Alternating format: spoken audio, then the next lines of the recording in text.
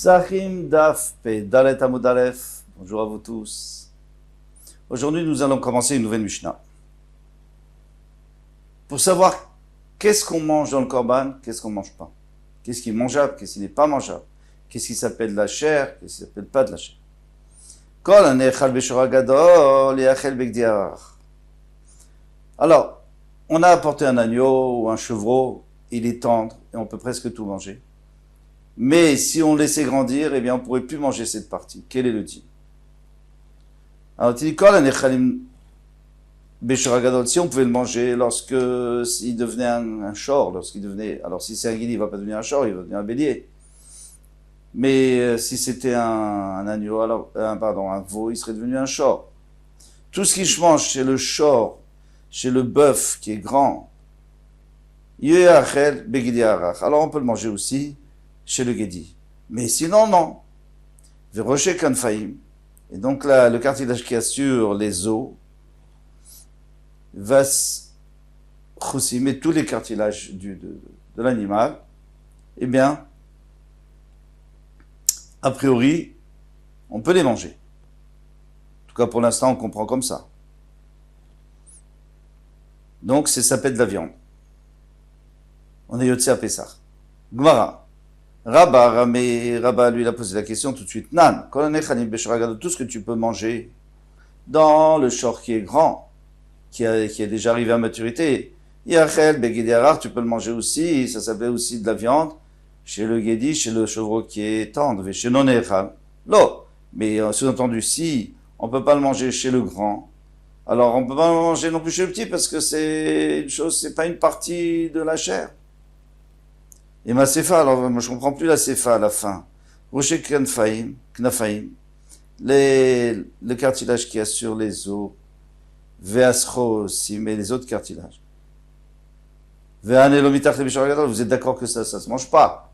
Si c'était un shor qui était un bœuf qui a maturité, c'est très dur, on peut pas le manger. Alors tu es en train de me dire le contraire de ce que tu viens de me dire dans la Récha, dans la Sefa. Dans la Récha, tu me dis seulement ce qu'on peut manger chez le shor qui est en maturité, et dans la Sefa, tu me dis non, même le reste. Et là, il faut dire qu'il y a deux Tanaïm dans le Mishnah. Ainsi, il faut comprendre le Mishnah. Tout ce qui se mange dans le shor, dans le bœuf qui est à maturité, et il y a on peut le manger aussi. Ça s'appelle aussi de la nourriture chez le petit. Mais sinon, non.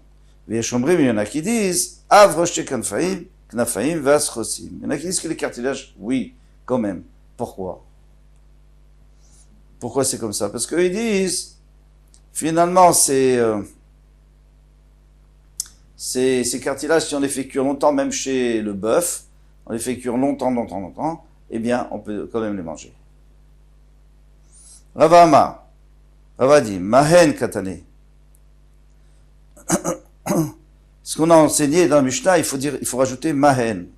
Alors, on va voir, Vechi Katane, ainsi, il faut enseigner. Tout ce qui se mange dans le bœuf, Beshilka, en le cuisant longtemps, Yachel Begidar, tu peux manger aussi chez le Gedi, chez le chevreau qui est tendre, Betseli, quand tu l'as fait griller. Quand tu l'as fait griller, ça va pas ramollir les cartilages. Mais et si tu faisais cuire, ça les aurait ramollis, donc tu peux le manger, et lui, de toute façon, ils sont tendres déjà.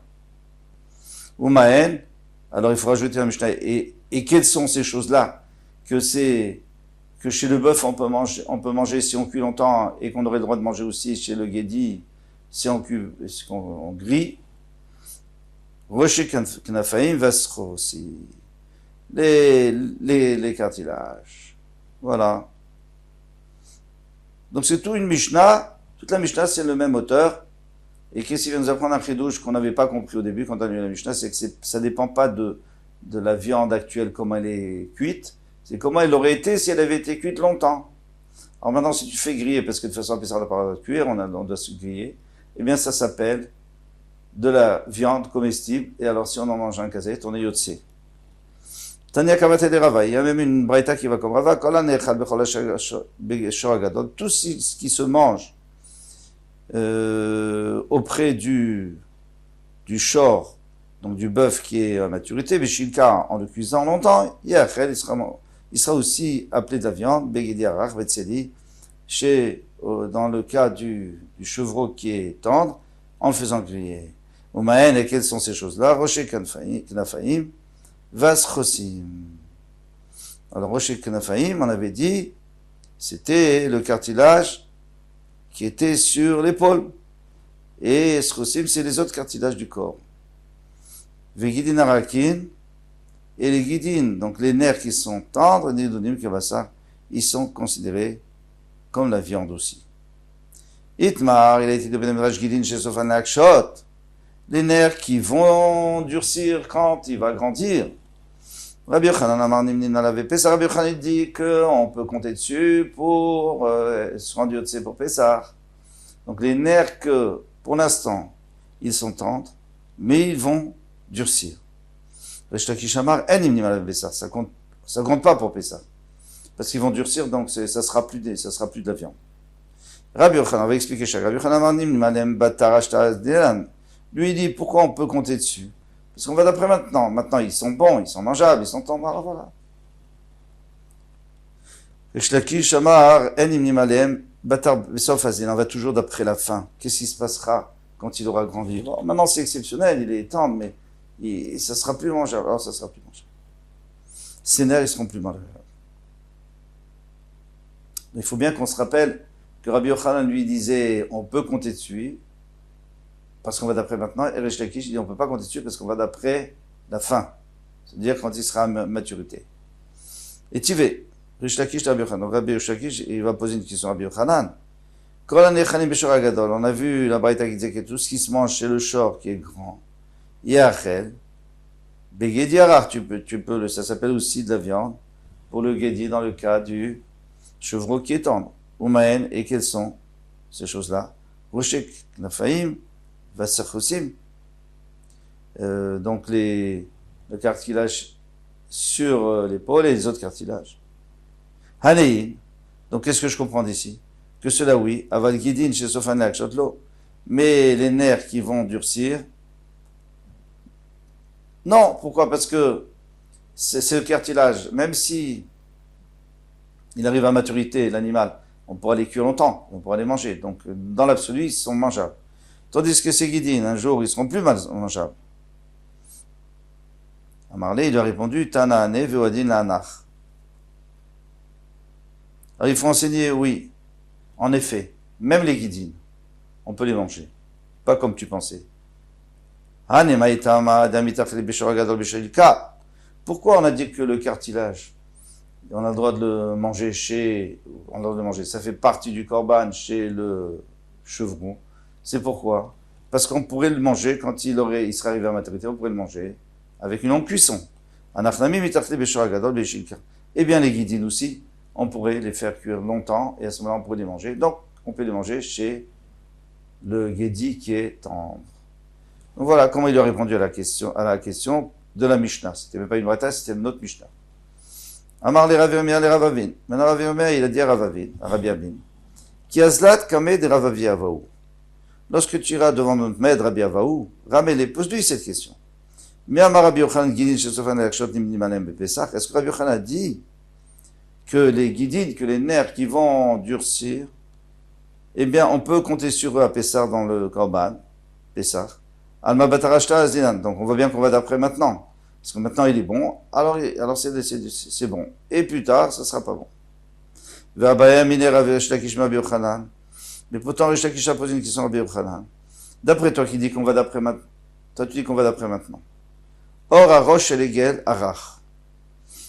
Il y a la peau de la tête du Hegel, du veau, que maintenant on pourrait manger parce qu'elle est tendre. Arach. Maoshi Hitma. Est-ce que ça s'appelle de la viande? Et alors, dans ce cas-là, si ça peut devenir tamé. Shiitame. Ou ça peut rendre tamé. Marlo, il lui a répondu En metame. Non, ça rend pas tamé. Pourquoi? Parce qu'on va pas d'après maintenant, on va d'après plus tard. Eh bien, cette peau qui est si c'était sur le taureau, elle serait vraiment immangeable. Alma batar besov aslilan. Donc tu vois bien qu'on va d'après la fin. Et pas comme toi tu disais, Rabbi Yochanan, comme on voit d'après maintenant, et la fin ne nous intéresse pas, plus tard ne nous intéresse pas. Amarli, il lui a dit, des Ramalach, celui qui t'a posé cette question. Des Ramalach, celui qui t'a posé cette question. Il n'a pas fait attention à sa farine. C'est une expression. Quand tu veux faire de la farine, il faut prendre du blé qui est apte à faire de la farine. Pas quelque chose qui ne va pas te faire de la farine. Donc là, tu es en train de moudre quelque chose, mais tu arrives à rien. Pourquoi? Quelle est ta question? C'est comment est-ce que Rabbi Yochanan, il va répondre à cette Mishnah, que la Mishnah nous dit qu'on va d'après plus tard, on va pas d'après maintenant. Et c'est pour ça que cette peau, même si maintenant elle est comestible, elle ne s'appelle pas de la chair pour être mea. Et je vais te dire pourquoi ta question n'est pas bonne. Darbe Rabbi Yochanan. Rabbi Yochanan, il a changé d'avis, il est gabé des Rish Lakish, et il s'est mis d'accord avec Rish Lakish qu'on va toujours d'après la fin. Il va parler, il lui a dit, Altatik niteni. Ne m'agresse pas. Chez Bilshon Yachid Anishoneota, parce que moi, j'ai enseigné cette Mishnah Bilshon Yachid. Donc c'est un particulier, mais les Chachamim ne sont pas d'accord. Les Chachamim, ils pensent qu'on va comme toi. Comme toi, Rish Lakish, on va toujours d'après la fin, et pas d'après maintenant. Madnitin. Celui qui casse, vous savez, il y a écrit Vetsem Lotush Perubo. Il y a écrit qu'on n'a pas le droit de casser un os du Korban Pessah. Alors quelqu'un qui aurait cassé un os, Pesach Hataor, un Pessah qui est Taor qu'on peut manger. Arezeloke Arbaim, il reçoit 40 coups parce qu'il a transgressé un lave, un otasé. La motir Betaor, mais celui qui laisse et qui ne mange pas de corban entier taor, donc ça devient du notar, et puis après il faut le brûler. Vachover, alors dans ce cas-là, lui, il reçoit pas des coups. Vachover bétamé, ou alors celui qui casse des os, qui brise des os dans un corban qui est tamé, que de toute façon on peut pas manger, et non loké tarbaim, tout ça on va expliquer dans la Gemara, il reçoit pas de coups. Gemara, Bishlam motir betaor, je comprends que dans le cas où il a laissé de la viande, il n'a pas terminé jusqu'au lendemain, hein. Et donc c'est du notaire, il faut brûler, Détania, alors pourquoi il ne reçoit pas de coups? Détania, parce qu'on enseigne dans le Braïta, boker, vous ne laisserez pas du Korban Pessah jusqu'au matin. Boker, et ce qui reste jusqu'au matin, il faudra le brûler. Le passage qui vient te dire, il y a assez, après le lotas. D'abord, il te dit, tu laisses pas jusqu'au matin, mais si tu as laissé, alors tu le brûles. L'omar lach shen loké. Pour te dire, l'omar shen loké, pour dire qu'il ne reçoit pas les 40 coups. Pourquoi? Pardon. Donc, on a un principe, que ici, c'est un lave anita cléacé. C'est un lave anita cléacé, ça veut dire qui est rattaché à un C. Alors, pour deux raisons. Rachid nous rapporte deux raisons pour lesquelles on ne devrait pas avoir des coups. Pourquoi? Parce qu'on nous dit, tu ne mangeras pas, tu ne laisseras pas jusqu'au matin, mais après tu peux te rattraper. Si tu as laissé jusqu'au matin, tu peux le brûler. Donc, c'est-à-dire que tu ne reçois pas de coups parce que tu as corrigé, entre guillemets, ce que tu n'as pas fait. Ça, c'est la première raison. Deuxième raison, la vanita classée, c'est parce que d'où apprend-on que quelqu'un qui transgresse un lave, on apprend du lave de l'otarsom shor bedisho, tu ne devras pas empêcher le shor de manger, le taureau de manger quand il est en train de piétiner, il faut laisser manger. Et juste après, il y a écrit que celui qui transgresse pas, il reçoit Arbaïm, 40 ou 39 coups. Donc on va rendre coupable de 39 coups que la personne qui transgresse un lave qui ressemble au lave de l'otarsom shor bedisho. De pas museler le shor lorsqu'il travaille. Et dans ce lave, il n'y a pas de assez. Il n'y a pas de assez. Donc c'est qu'un lave. Donc maintenant, un lave qui ressemble pas à ce lave, il ne reçoit pas de coups. Et c'est ce qu'on appelle lave anita cléacé, par exemple, ou il y a d'autres lavines encore qu'on verra. Un lave qui est rattaché à un AC. Tout ça devrait Rabbi Houda. Rabbi Yaakov Omer lo mina shemouze. Et Rabbi Yaakov dit, mais c'est pas du tout pour ça qu'on reçoit pas des coups. C'est pas à cause du fait qu'il a été rattaché à un C. C'est pour une autre raison. Et la Mishum d'Avele, lave shen bo maaseh. C'est un lave dont il n'y a pas d'acte. Il n'a pas fait d'action. Qu'est-ce qu'il a fait? Il a laissé jusqu'au matin. Il n'a rien fait. Il n'a pas mangé. Il n'a rien fait. Tu peux pas le frapper, quelqu'un qui a rien fait. Ven lo kimalav. On ne reçoit pas des coups. Quand est-ce qu'on reçoit des coups? C'est quand on transgresse un lave. Par exemple, on muselle le shor. Ou quelqu'un mange du chélèv, de la graisse interdite. Mais il a commis un acte. Tout ça, c'est pour celui qui laisse jusqu'au matin. Et la chover betame minalan. Mais maintenant, une personne qui brise des os d'un korban tamé, d'où sait-on? D'un marcha, parce que le pasuk a dit etzem lo tishberu bo, et un os, vous n'aurez pas le droit de le casser, par exemple pour prendre la moelle. Bo bekacher, ici on parle d'un korban qui est kacher, un korban normal. Velo bepasoul, mais pas s'il est pasoul. S'il est pasoul, puisqu'on a dit bo, c'est pour exclure un cas où il est pasoul, il est caduc. Donc si on casse un os, on n'a rien fait de mal. On s'arrête là, c'est un nouveau sujet. À demain, Bezrat Hashem, Kol Tov.